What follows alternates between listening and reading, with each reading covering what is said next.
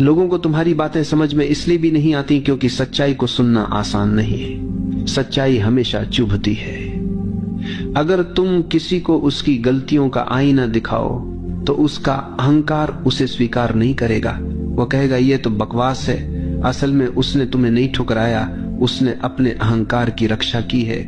हर व्यक्ति वही सुनना चाहता है जो उसकी सुविधानुसार हो, जो उसके अहंकार को सहलाए। लेकिन जब तुम सच्चाई बोलते हो तो वो उसके खिलाफ जाती है, इसलिए तुम्हारी बातें उसे समझ में नहीं आती। समस्या ये भी है कि लोग शब्दों को समझते तो हैं लेकिन भाव को नहीं समझते। तुमने कभी अनुभव किया होगा कि तुमने सामने वाले को कुछ कहा और उसने उसका बिल्कुल ही उल्टा अर्थ निकाल लिया। तुमने तो प्रेम से कहा था लेकिन उसने उसे ताना समझ लिया।